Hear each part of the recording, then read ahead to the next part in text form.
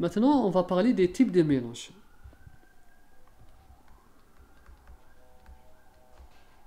Les types de mélange.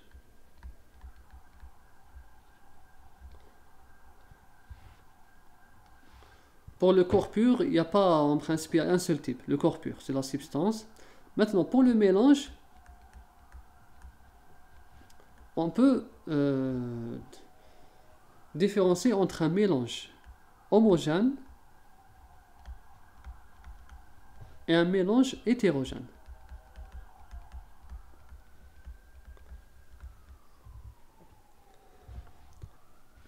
Commençons par le mélange homogène. Je vais appeler HM, homogène. Un mélange homogène, par exemple, je prends un verre d'eau. Ça, c'est un verre d'eau. Que je lui rajoute une petite quantité de sucre.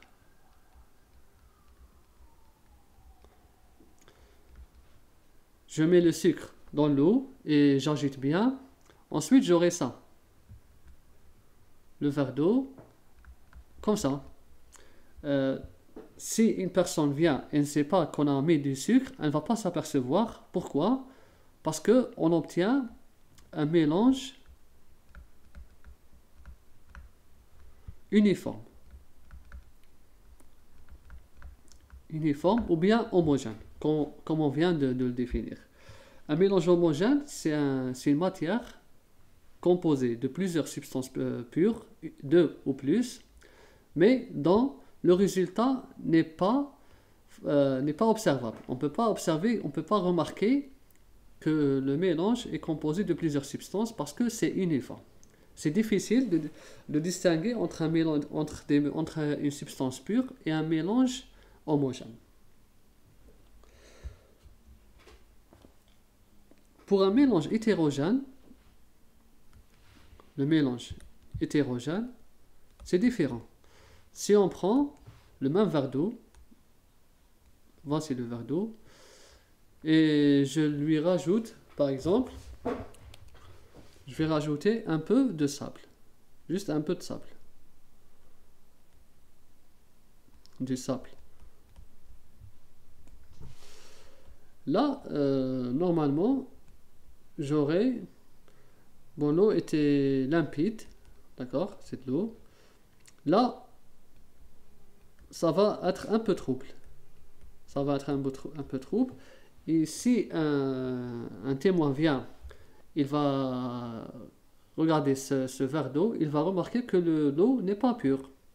Donc là, il va remarquer que l'eau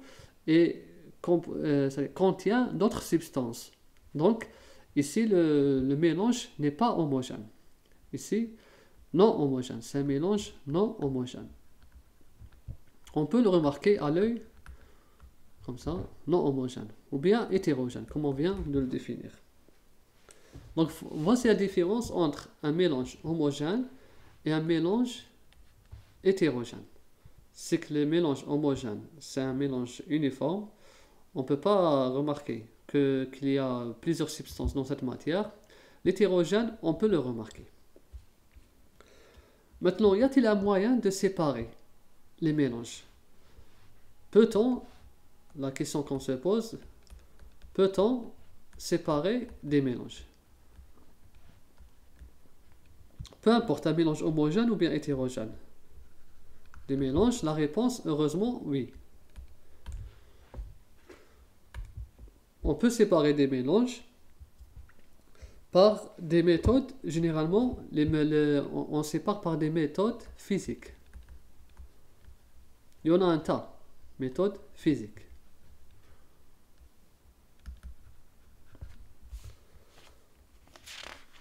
Les mélanges, on va vers le premier mélange, là où j'ai mis le sucre. Le sucre avec l'eau. Je vais séparation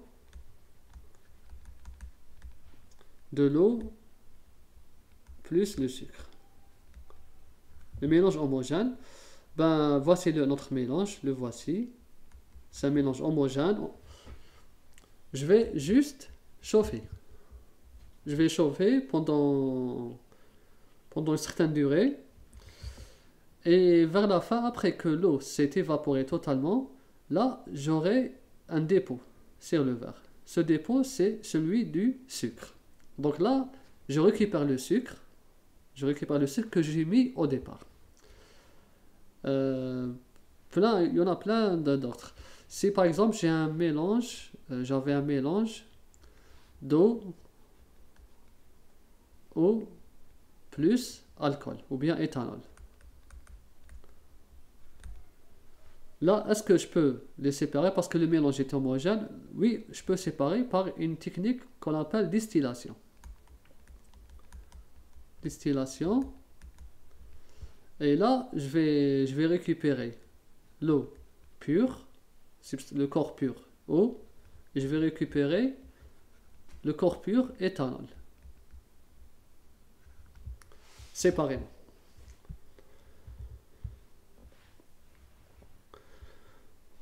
Passons au deuxième mélange non homogène.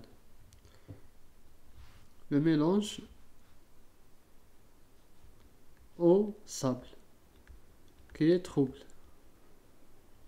On peut verser ce mélange dans un entonnoir contenant un filtre. Et on va récupérer en bas. On va utiliser un bécher par exemple. L'eau va descendre comme ça. Je vais récupérer l'eau pure. Et là, j'aurai des grains de sable. Si le filtre correspond à la taille des particules des grains. Un autre mélange très connu, qu'on utilise toujours comme exemple, le mélange huile-eau.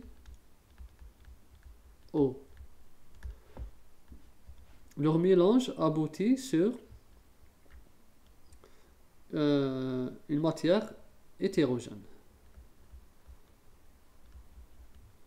Bon, là, je vais montrer ici, comme ça, en bleu, pour... Là, c'est l'eau. En bas, c'est l'eau. Et au-dessus, c'est l'huile. Bien sûr, l'huile est moins dense que l'eau. Comment je fais pour séparer ce mélange? Généralement, on peut procéder par une ampoule à décanter. Une ampoule à décanter, c'est très pratique. C'est très très pratique avec un robinet. On verse et on aura les mêmes couches. La première couche, eau, et la deuxième couche, gras. Ça, c'est l'huile. L'huile au-dessus. Qu'est-ce que je fais? Je vais juste ouvrir. Je vais ouvrir et récupérer dans un bécher. Je vais ouvrir et c'est l'eau qui va descendre en premier. Une fois que j'ai rempli le récipient d'eau et je n'ai plus d'eau, là, j'aurai dans l'ampoule à décanter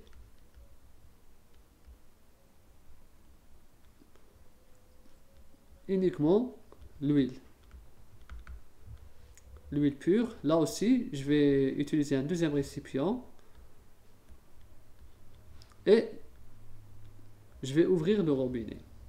Quand j'ouvre le robinet, je vais récupérer l'huile seule. Et j'aurai rempli le deuxième récipient avec la substance d'huile pure. Donc là, j'ai un corps pur l'huile et là, j'ai un corps pur eau. Sinon, il y en a plein d'autres exemples sur la séparation des mélanges homogènes ou bien hétérogènes.